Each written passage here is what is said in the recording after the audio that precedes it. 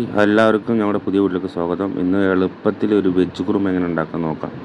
അതിലേക്ക് വേണ്ടത് ക്യാരറ്റ്, ഉരുളക്കിഴങ്ങാണ് വേണ്ടത്, കിഴങ്ങ്, പിന്നെ കുറച്ച് സവാള, കുറച്ച് പച്ചമുളക് ഇതിലേക്ക് വേണം. ആദ്യം നമ്മൾ കിഴങ്ങും ക്യാരറ്റും കൂടി ഒരു പാത്രത്തിലിട്ട് കുറച്ച് വെള്ളം ഒഴിച്ച് കുറച്ച് ഉപ്പ് ഇട്ട് ഒന്ന് വേവിച്ചെടുക്കാം. ഒരു ഹാഫ് ബോയിലായി കഴിയുന്ന സമയത്ത് അതിലേക്ക് നമ്മൾ കുറച്ച് സവാളയും പച്ചമുളകും അരിഞ്ഞ് വെച്ചിട്ടുണ്ട്, അത് നമ്മൾ ചേർത്ത് കൊടുക്കണം. അപ്പം അത് നമുക്ക് സവാളയും പച്ചമുളകും ചേർത്ത് കൊടുക്കാം. ഇത് വെജ് കുറുമ എന്ന് പറയുന്നത് ഒരു യെല്ലോ കളറല്ല, ഒരു ബ്രൗൺ കളർ രീതിയാണ്, ഒരു സ്റ്റൂ എന്ന രീതിയിലൊക്കെ വരും. നല്ല ടേസ്റ്റാണ്. ചപ്പാത്തിയുടെ കൂടെയും മറ്റേ ഇടിയപ്പം, പുട്ട് എന്നിൻ്റെ കൂടെയൊക്കെ കഴിക്കാൻ നല്ല ടേസ്റ്റാണ്. അപ്പോൾ അതിലേക്ക് നമുക്ക് സവാളയും പച്ചമുളകും ഒരു ഹാഫ് ബോയിലായ ശേഷമാണ് ഇട്ട് കൊടുക്കുന്നത് കേട്ടോ.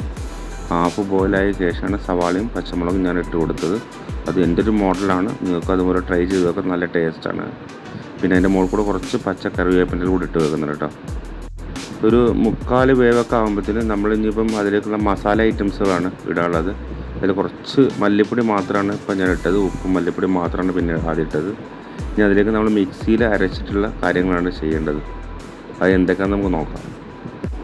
മിക്സിയിൽ അരച്ചതിൻ്റെ ഒരു വീഡിയോ എടുക്കാൻ പറ്റില്ല, സോറി. അപ്പോൾ അതിൻ്റെ ഐറ്റംസ് ഞാൻ പറഞ്ഞാൽ മതി. ഞാനൊരു മുറി തേങ്ങയാണ് എടുത്തിരിക്കുന്നത്, പിന്നെ ഒരു 2 സ്പൂൺ കുരുമുളക്, ഒരു 8 ചെറിയുള്ളി, പിന്നെ കുറച്ച് 1 സ്പൂൺ വലിയ ജീരകം, ഇതാണ് അതിൽ ആഡ് ചെയ്തത്. അണ്ടിപ്പരിപ്പ് ആഡ് ചെയ്തില്ല, അണ്ടിപ്പരിപ്പ് ആഡ് ചെയ്യാം. ഇതിലുള്ളതാണ്, നിങ്ങൾക്ക് വേണമെങ്കിൽ ആഡ് ചെയ്യാം. ഒന്നും കൂടി തിക്കായിട്ട് കിട്ടും ഗ്രേവി.